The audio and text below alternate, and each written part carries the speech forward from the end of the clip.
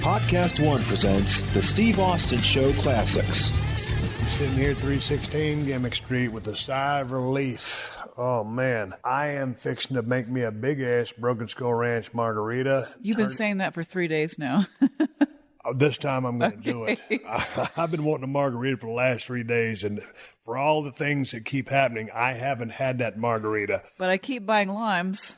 I know. And I'm gonna squeeze this shit pile of it, and I'm gonna make a big ass strong margarita, and I'm gonna sit here, put it on the USA Network, and watch, as my favorite sports commentator Lance Catamaran would say, professional wrestling.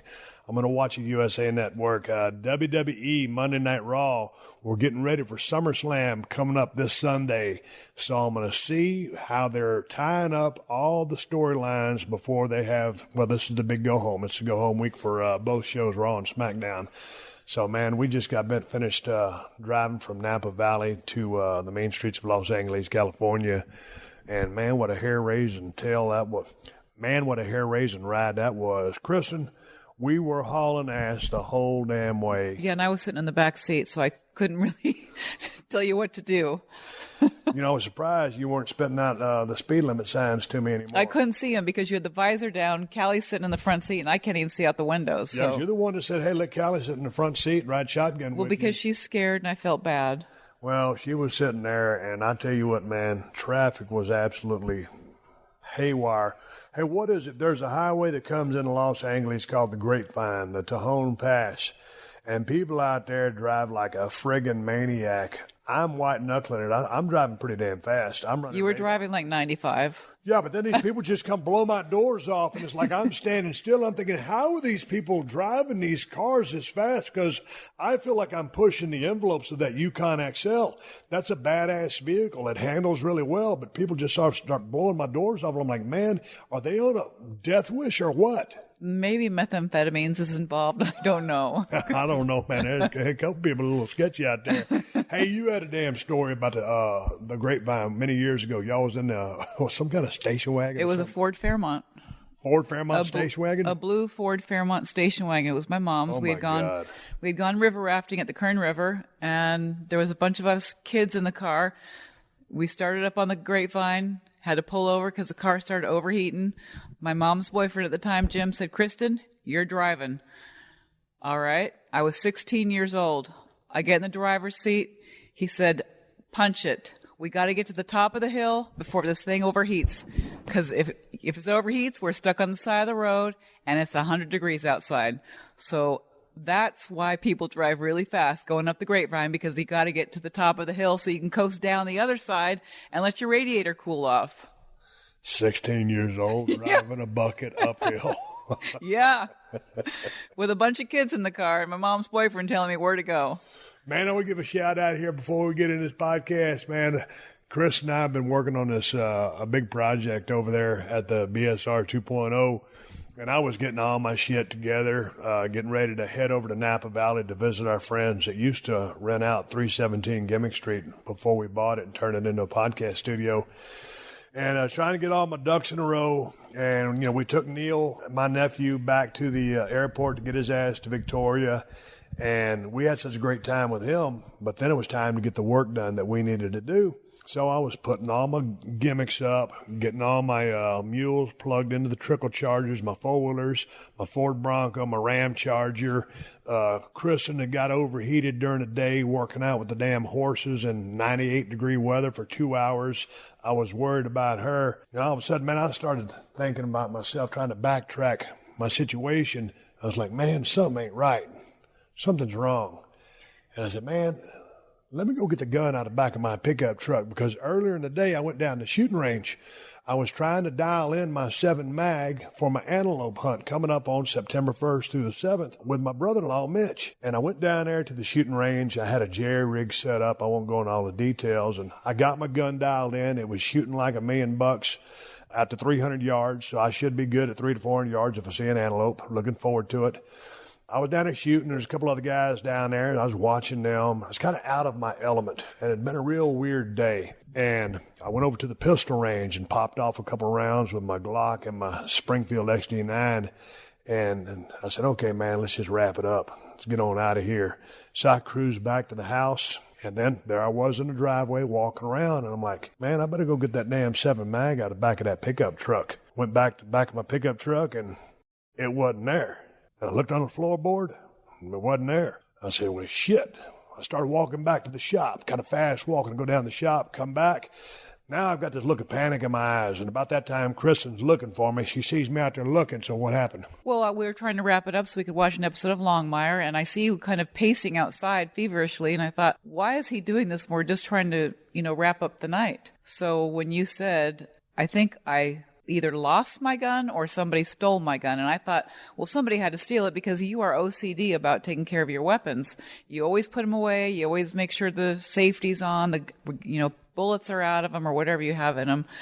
And for you to say someone stole my gun or lost my gun, I thought, well, it can't be because you are religious about taking care of your guns. Man, I was out there at the shooting range, and I started putting all the pieces together. The guy on the left of me, guy on the right of me, and I was shooting my target, had a bunch of kept knocking my target down and going down and reset it 300 yards. And I went over and started shooting that pistol. And bigger than Dallas, what I did was I was trying to cool that barrel off. And I guess I just had my head up my ass, and sometimes you just have one of those brain farts where you do something that you would never, ever do. And so, hell, I got in my pickup truck after I got through shooting my pistols and drove home. I didn't realize that I had left my favorite gun, my 7 mag Remington 700, I built in 1993 when I was hunting down there in South Georgia with Mr. Wonderful Paul Orndorff and Ravishing Rick Rude. And that gun, first of all, that's a big safety concern, man. That's one of the biggest no-nos you can do is leave a firearm somewhere for someone else to get. You're responsible for that gun. I was responsible for my gun, and I left it on the damn table and drove home. And I'm thinking, man, what the F do I do? I said, man, there's only one thing to do other than just, I'm nervous as hell. I just have this real shitty feeling, man. This is not good. You just lost a gun, dude. So there's only one thing to do. I called Kristin. I said, hell, by this time, I got in my damn truck and I hauled ass 10 miles to the shooting range, looked around. It wasn't there where I left it. And I'm thinking, man, someone has my gun. I left that thing and now someone has it and it's on me. So there's only one thing I can do.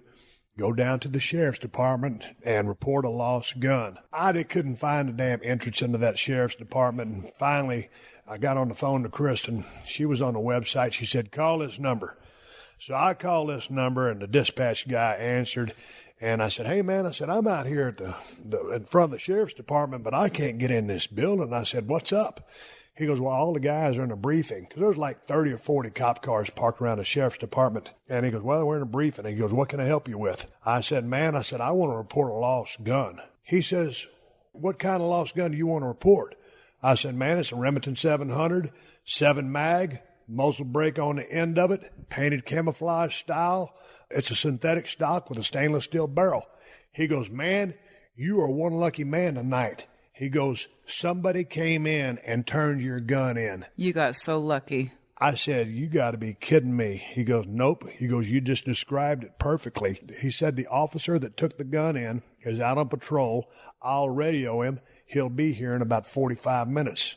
So I said, is it cool if I just wait in the parking lot? He goes, yeah, I'll have the officer come to your pickup truck and you guys can get it sorted. I said, thank you very much. There I am, sitting there in my damn pickup truck, waiting on a police officer to come show up, hanging out with Callie, my black Labrador retriever. And at 9 o'clock at night? 9 o'clock at night, man. And shit, man, we've been doing so much work over there. I was tired as hell. I was mentally frazzled because I lost a firearm, which you can never do. And now I feel like an idiot because this cop is going to bring me my gun back. And sure enough, man, here comes this dude walking towards my truck. And I got out and we shook hands. I said, hey, man, what's going on? He goes, I got something for you. And I described the gun to him again. I showed him a picture of me with that gun at the Broken Skull Ranch as further proof.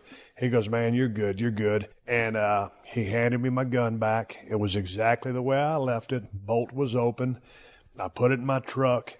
And we sat there and shot the breeze for about an hour. And then one of the gang patrol guys came in. I was shooting the breeze with him. Turns out the guy that brought my rifle back had a Kawasaki Brute Force 750, exactly like mine. Really? Yeah, different color, but it's 2017 model. So we were shooting a breeze talking about riding four-wheelers. I've always enjoyed talking to the police officers because when we were doing gigs with WWF way back in the day or at buildings, because we always had security, or if we were doing like a vignette or a shoot, we'd always have to have some police officers there. I would always hang out with the cops because I would tell them stories from the road and wrestling, and they would tell me stories about arresting people and all the kind of stuff that they see.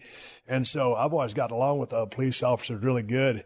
And I shot the breeze with those guys. And finally, I told the guys, as I shook their hands for about the 10th time, I said, the guy who turned in my gun was a guy that works on their vehicles over there at the sheriff's department. And I said, man, I don't know who the Good Samaritan was, but please give him a heartfelt thank you from me, because it is totally out of character for me to leave a gun on a table and lose it. So I'm a lucky son of a bitch, extremely lucky that, I got my gun back. Well, you're lucky somebody turned it in, because, I mean, I'm not saying bad things about people, but more often than not, especially here in Los Angeles, people see a gun, they're going to take it. People see you know what? The funny thing about it was I called your brother. Because I said, dude, I need to call the sheriff's department. Don't you think that's what I do? He goes, oh, definitely. He goes, but Steve, don't they have a video surveillance out there? I said, well, I know they run video cameras out there, but dude, this is a facility where there's not a... It's not a manned station. Yeah, it's not a manned station. You go out there, you just put your money in the little slot, and then you go shoot. There's not a firing range instructor or whatever. And so you're just out there by yourself. He goes, well, they can back up that footage and see what you did with that gun or who took it. And he goes, man, don't worry, Steve. This is Nevada. He goes, someone will turn your gun in. And I was like, man, I hope you're right. And he was right. So anyway, it's a big shout out. I want to say thank you very much to the dude that turned my gun in. I don't know if you've ever done any kind of boneheaded things or have a brain fart or meltdown like I did. If you did, send me your story to questions@steveaustonshow.com. I'm super OCD about being responsible with guns, and totally out of character for me. So to the dude that turned in my gun, thank you very much. God dang, Kristin, where do we start? The Wheelie Bird 2.0 or your heat stroke? Well, you and Neil tried to put the Wheelie Bird together. I came out there, and it was in probably 300 different pieces. Man, I got this skeet thrower on Amazon. It's called a Wheelie Bird, and it's a 2.0 because the 1.0 is the original one, and this is the new improved one. So me and Neil wanted to shoot some skeet while he was down here, so I figured I'd already ordered that thing from Amazon. It had been there for about 2 weeks, sitting in a box. I said, Neil, we'll just go out there. We'll put the trap thrower in the back of the mule and assemble it. Well, I thought it was going to be about 4, 6, 8, 10 pieces. Shit, man. I started pulling parts out of that damn box, and I was like, it was like shit. You bought it at IKEA. Yeah, I hate IKEA is a super place, but I hate putting the IKEA furniture together. And this Wheelie Bird 2.0 had all kinds of shit, springs, rods, all this other electronic stuff. And, typical guy fashion, you don't even look at the instructions. You just try to start putting shit together. Yeah, because when I came out to see what you guys were doing, the instructions weren't even opened yet. You had all the parts laying across the floor. And I said to Neil, you were on the phone, I said, do you want me to help you put this together? Because I like putting stuff together. And, of course, he said, oh, no, we'll be able to do it. Well, I sent him a picture. I had two wheels on the ground, and I had the frame. And I sent Neil a text message that said Wheelie Bird 2.0 almost assembled. I didn't show him the other 50 parts I had in the back of the mule. So that is on my list of things to do next time I go back there. And when I go out there with my skeet thrower, I want to make sure my stupid ass puts my shotgun in the back of my pickup truck before I drive off. Very good idea. You're listening to another classic episode of The Steve Austin Show, only on PodcastOne.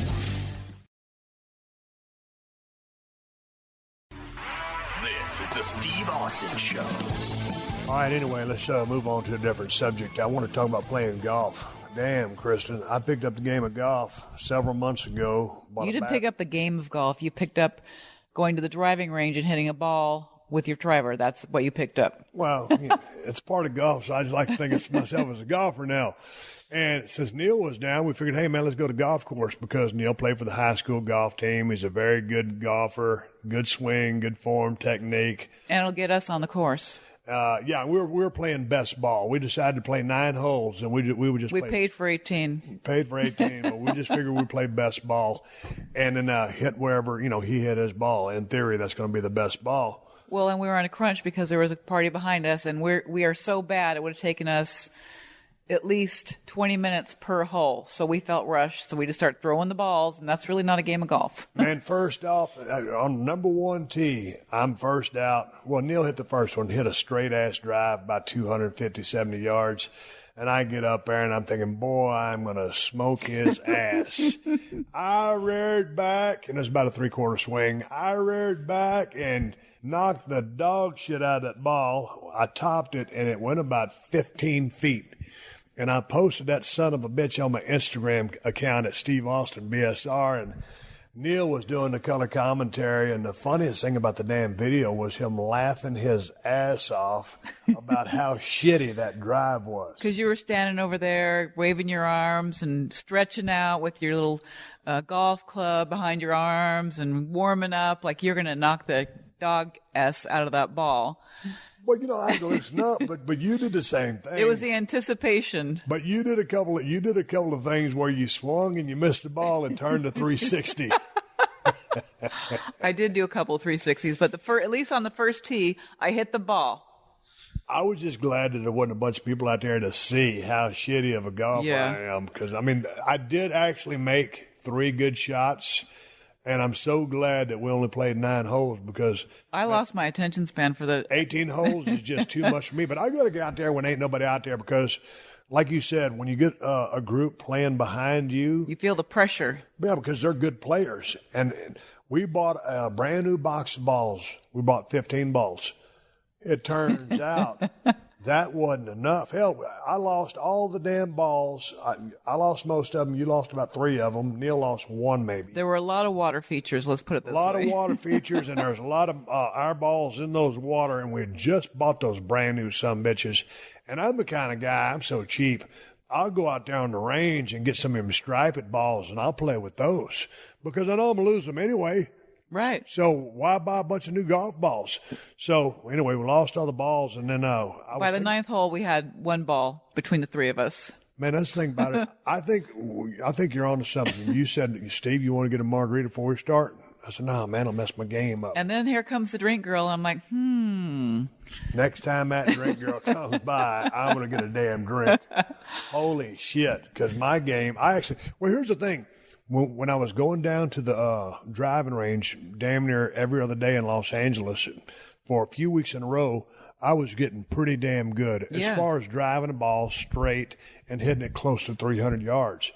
Well, I haven't been back to the golf course or the driving range, nothing, in 4 months? It's been a while. So, first of all, I wasn't highly skilled to begin with, and so, if you're a hack and then you take a lot of time off, you're going to be a real hack when you try to start back. So I'd have had no business playing. But you know what? I was glad we at least played 9 holes because it's different than just going on the driving range and using different clubs and stuff. You're actually put in situations where you've got to try to do something with the ball other than whack it. Right. You can putt it. But it's fun to use the different clubs for the things that they're used for. Well, and we got on the golf course, and that's the important thing. So now we can do more of that. Well, I'll tell you, one of the things that's been surprising to me about Nevada, because we've never been out there 24/7, 365.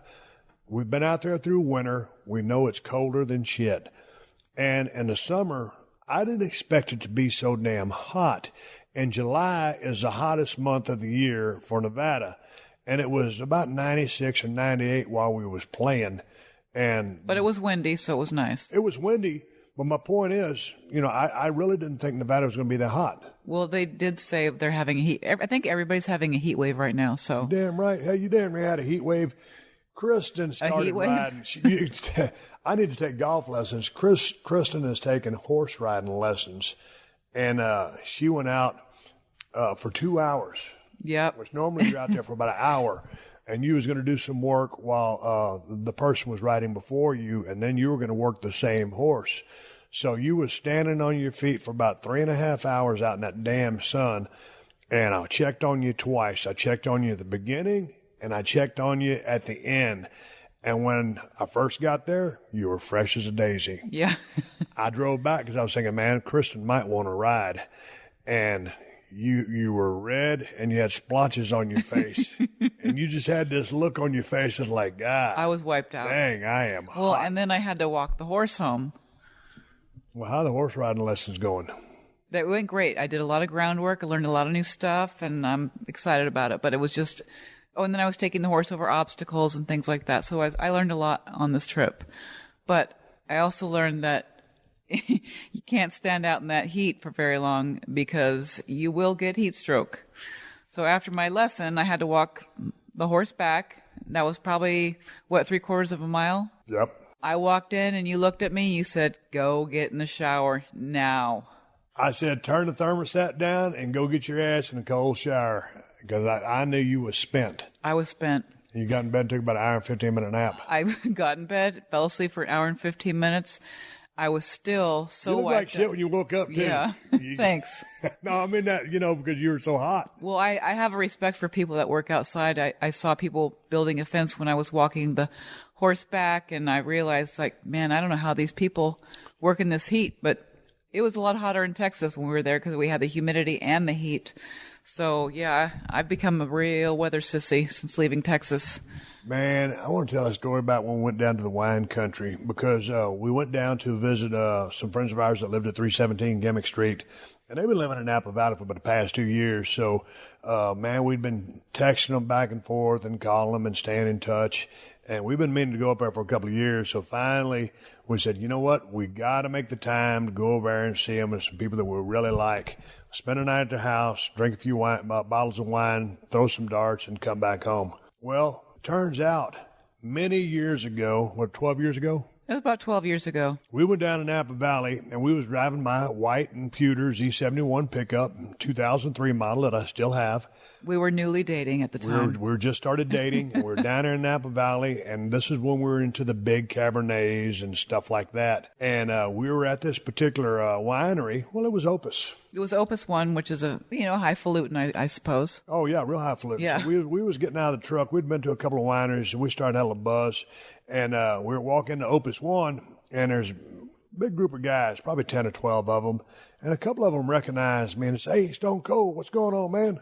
I said, "Oh, nothing, man. We should go check out Opus." I said, "Why don't y'all join up with us?" I said, "No, man." I said, "We're good. We'll just stay by ourselves." And then this other guy came up to us. And he goes, "Hey, man, I'm David Arthur." I said, "I'm Steve Austin. How are you? Why don't you guys come with us?" I looked at Kristin. She looked at me. I said, "No, man, We're good. We're good." He goes, "Listen." He goes, "We're going to go in there and take that place over." He goes, "Y'all can get left out. Y'all can come with us and have a damn good time." I looked at Kristin. She looked at me and said, "Hell, let's go do it." Man, we went into Opus One, paid our damn money. It cost like $50 a person to It get was in there. expensive, It was yeah. expensive. And so we go in there, and the wine starts flowing, and David Arthur jumps behind the bar and starts pouring wine, and I think he got a little bit of trouble for it. He did. And so anyway, he says after we done burned out Opus One, he goes, "Man, let's go to Mondavi. I know somebody over there, and we'll be drinking in the private cellar." The reserve. The reserve cellar.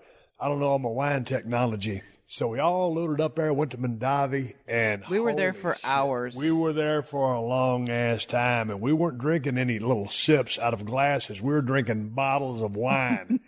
And I remember when we left Mondavi, Kristin had this really buzzed look on her face.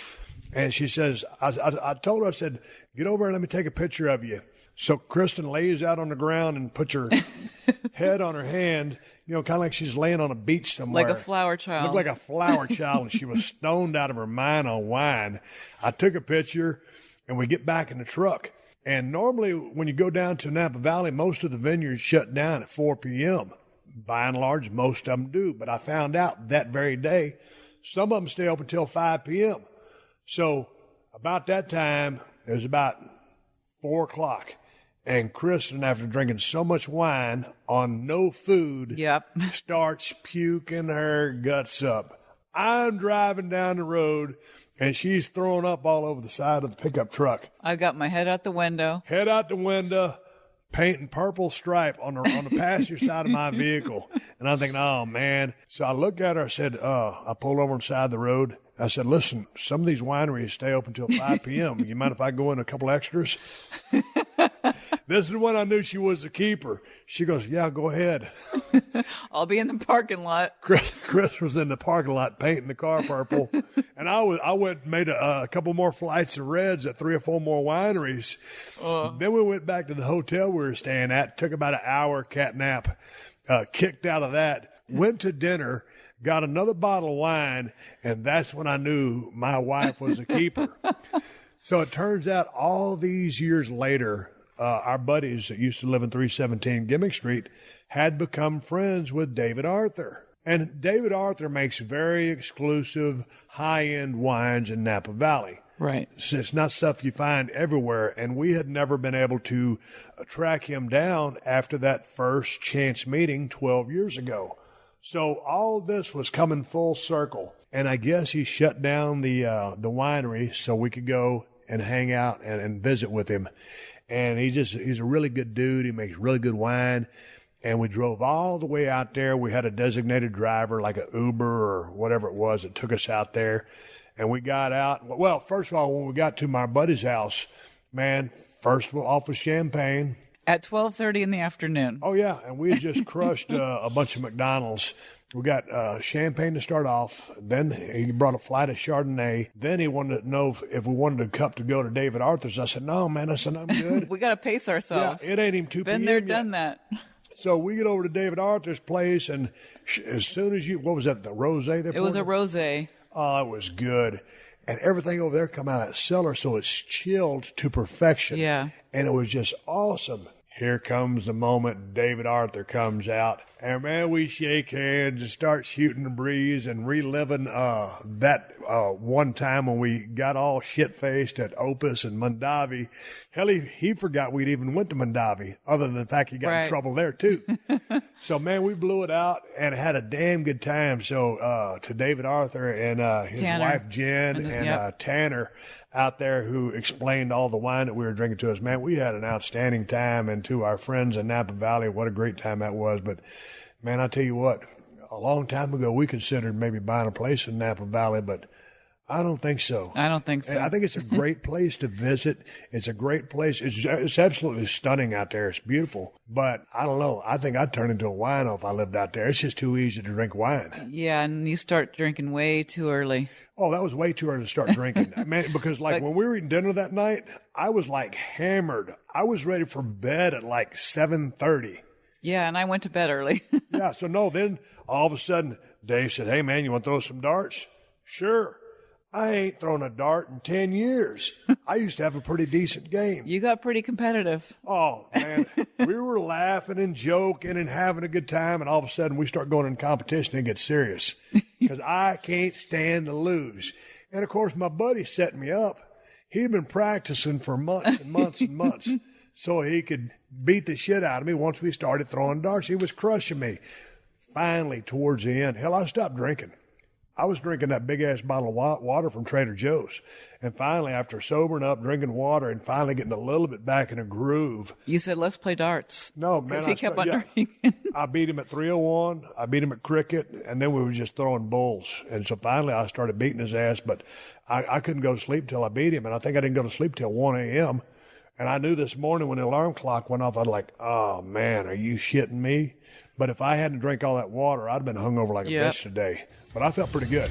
You're listening to another classic episode of The Steve Austin Show, only on PodcastOne.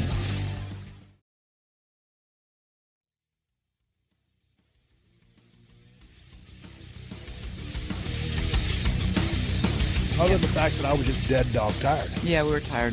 What time did you go to sleep? I went to bed early. You guys are still up drinking. I went to bed at like 9:30 or 10.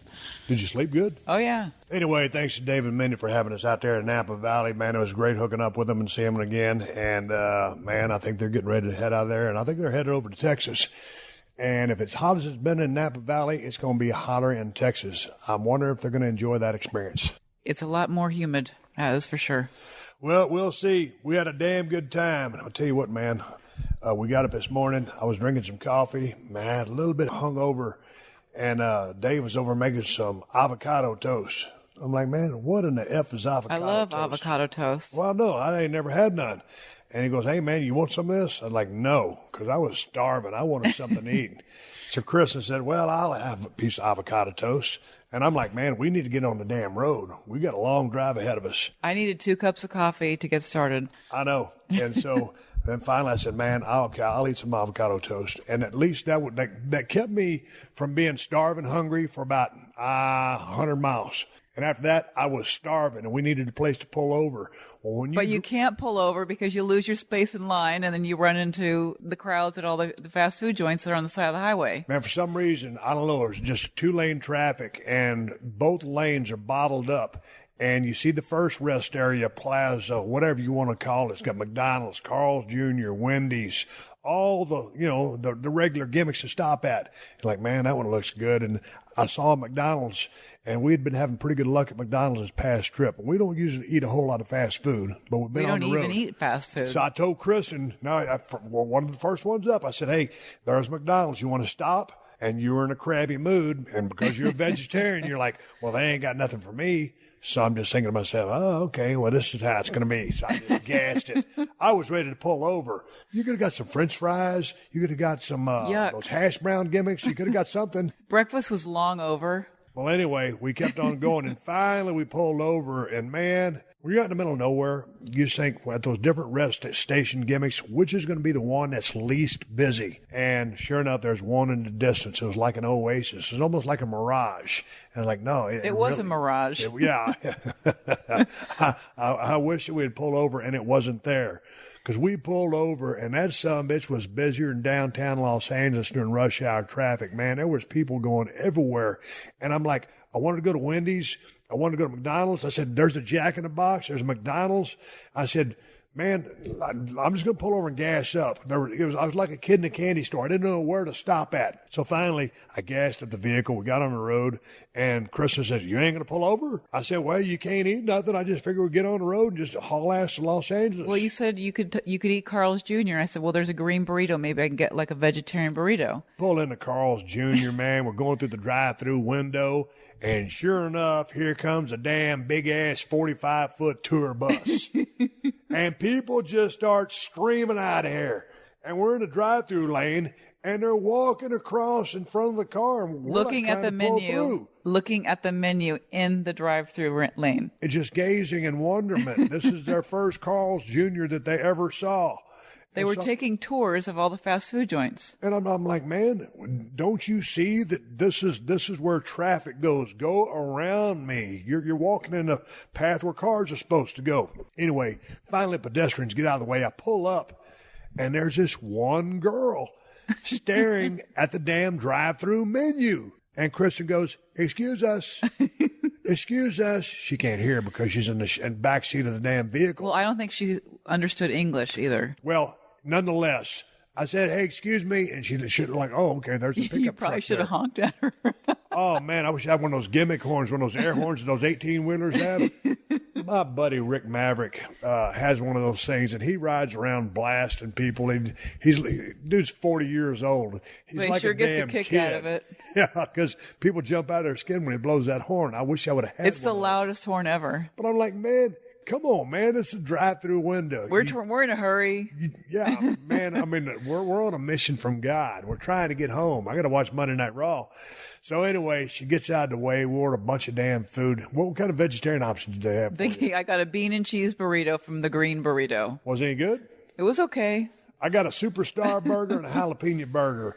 And a superstar burger is befitting of a global icon and a national treasure. But that jalapeno burger wasn't worth a shit. Not when you compare it to the Sonic double jalapeno cheeseburger. Well, you are a connoisseur of jalapeno burgers. Man, I am. Yeah, I am a connoisseur. I'm a snob. So, Carl's Jr., you got to work on that jalapeno burger recipe because Sonic leave you way in the trail on that. Kristin, when I got my neck surgery back in 99, whenever it was, I was living outside of Bernie, Texas, at my little small ranch. And when I had that neck brace on, because I was used to being on the road all the time, I would load up and drive 40 miles to Fredericksburg, go to the Sonic drive-thru, get a jalapeno burger with cheese and a medium diet vanilla Coke, and eat it on my way back. But by driving 40 miles there and 40 miles back, it still felt like I was on the road.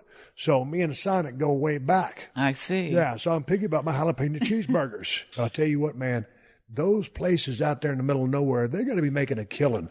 And here's the thing. I want to know where the tour bus was going, because this is one of those stops that's in the middle of nowhere, and these people get out. Well, I'm just hoping that we could get our order in before they got inside the restaurant, because I'm like, there's no way we're going to be able to get in and out of here in a quick space. No, but you did the same thing that your mom did at one time when y'all was walking in the grocery store, and your mom saw that lady trying to get a lead on her, and your mom, who uses a walker, kicked it in the overdrive. Oh, yeah, she did. And beat the lady to the door. That's what you did. You hot-footed to the damn door so you could beat everybody in line. Oh, yeah. And I was thinking to myself, oh, man.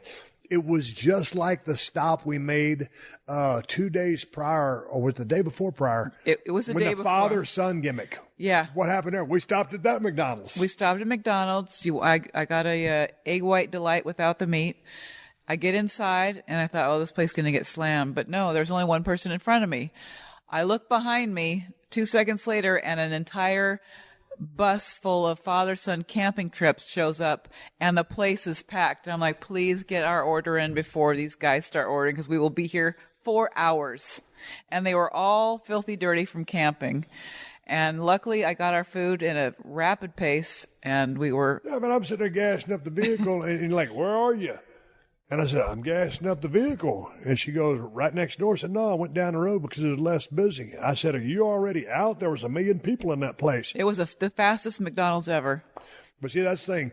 When you're running all those numbers of people through there, that's when you know it's going to be good fast food, because it ain't sitting on the rack, it ain't stale, it ain't getting cold, and everything's ready to go. It's fast food. And you pulled out that damn stuff, Dave and Carl's Jr. Shit, I didn't ever put on an asbestos glove. That some bitch hamburger was hot. Man, the other morning when we stopped at, where we get those cheddar poppers at? Sonic, God dang, man. You talk about Oh, no, hot. was that? Where did we eat those? It was Sonic. Oh, okay. Man, I busted in one of them. I thought I was going to burn my damn mouth off. Man, them some bitches are hot.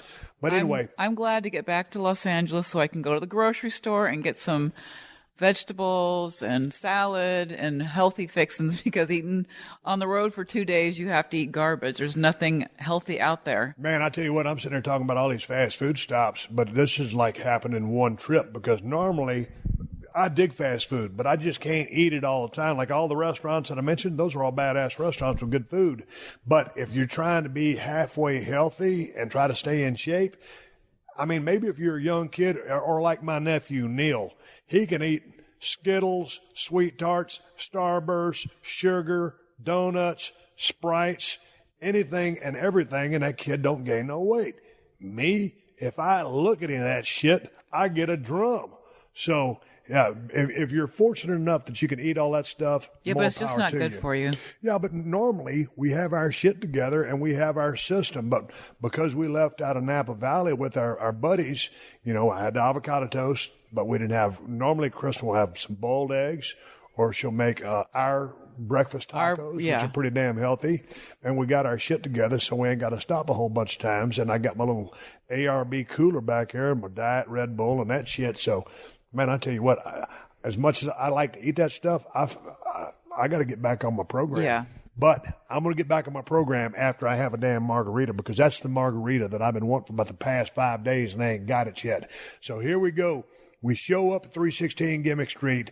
Turn on Monday Night Raw. I got it going on in the background right now on silence, but we ain't got a stitch of groceries in the house. So now Kristin's got to get in the damn Yukon, go to the store, and on the top of the list of the things that I wanted to bring is 6 limes, because I don't need 6 limes. I need about 3 of them to make myself about 2 margaritas, which I'm going to use to wash down the trail dust of this damn journey.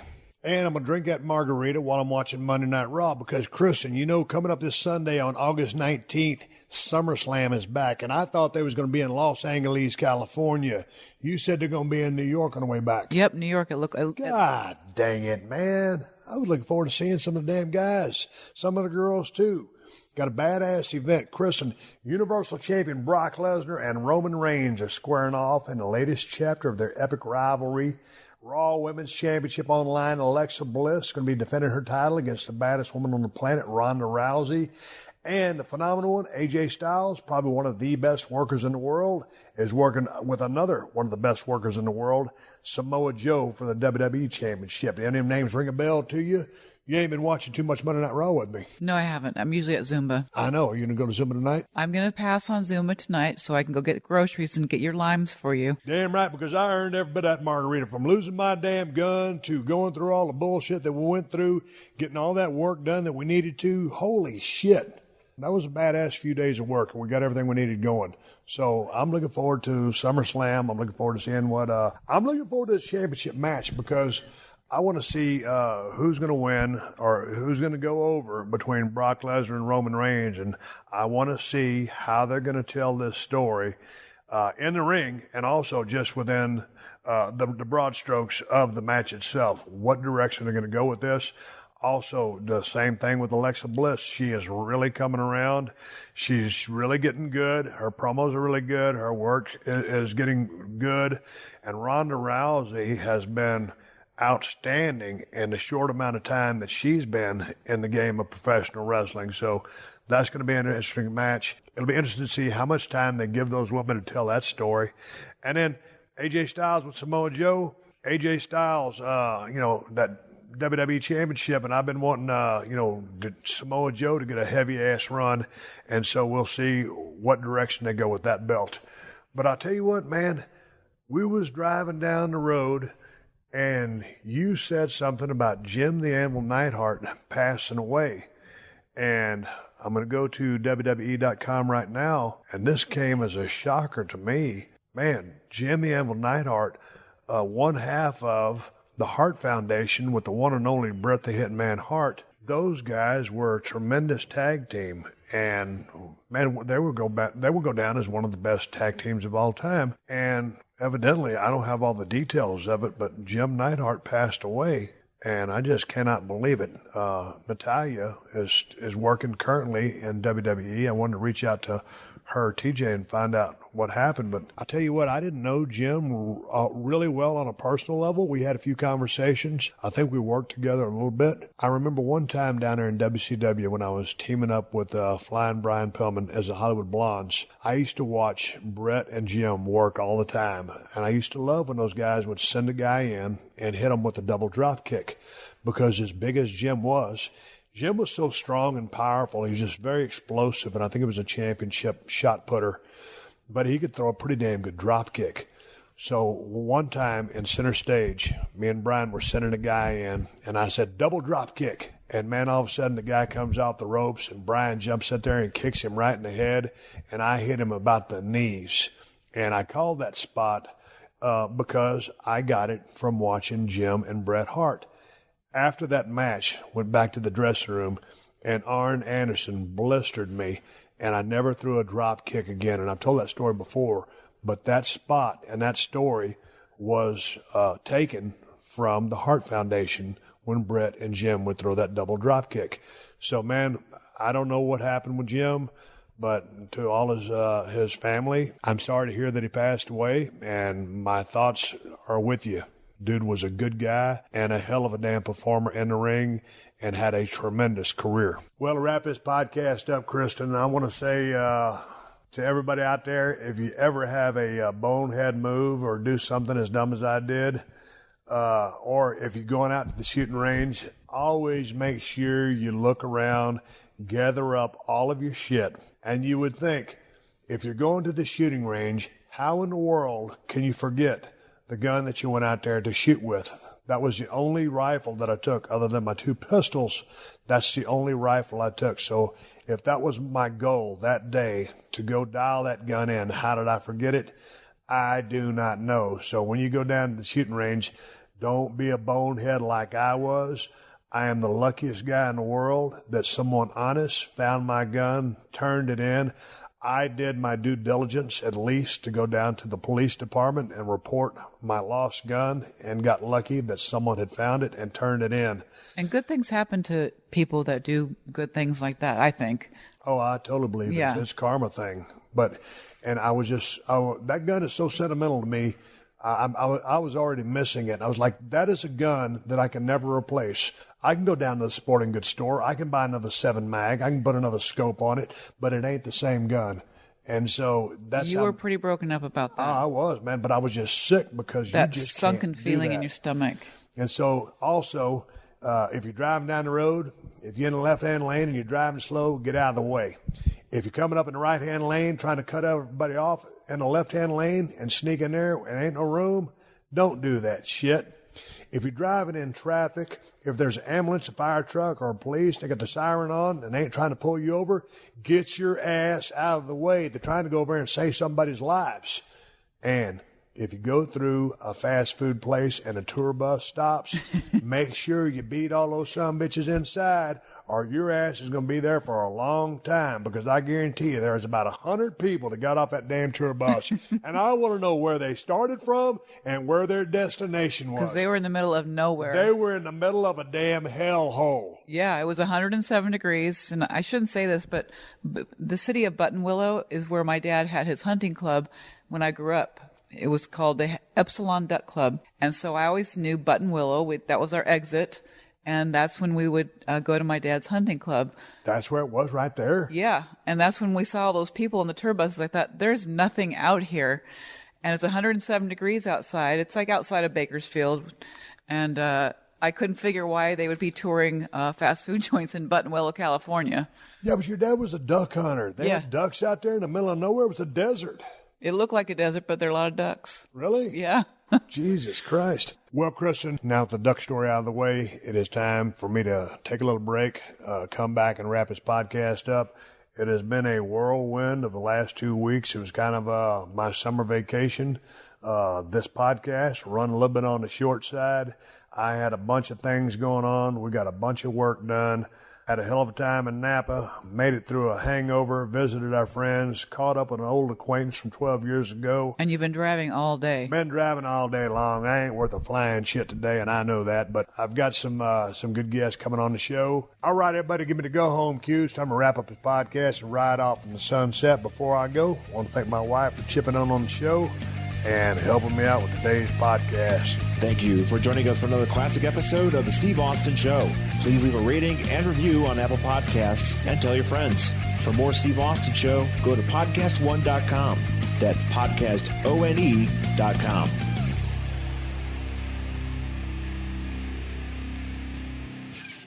See what hit blockbusters are streaming free during Popcorn Summer Movies on Pluto TV. Watch the first 4 Indiana Jones movies, or Minari and Maid of Honor. Plus, Pluto TV has hundreds of channels with thousands more movies, available on live and on demand. Download Pluto TV on all your favorite devices for free. Pluto TV. Stream now, pay never. Have you ever heard that story that Napoleon used the Egyptian Sphinx for target practice and shot its nose off? Or maybe you've heard that a French astrologer named Nostradamus correctly predicted nearly 500 years of human history. Or maybe someone told you that the legendary blues guitarist Robert Johnson sold his soul to the devil at a crossroads in Mississippi. These stories are what I like to call historical myths. Great little tales that may or may not have any basis in historical fact. On Our Fake History, we explore these historical myths and try to determine what's fact, what's fiction, and what is such a good story it simply must be told. If you dig stories about death-obsessed emperors, lost civilizations, desperate sieges, voodoo black magic, and famous historical figures you thought you knew, then Our Fake History might just be your new favorite podcast. If you dig it, then subscribe on Apple Podcasts, Spotify, Stitcher, or wherever you get your podcasts.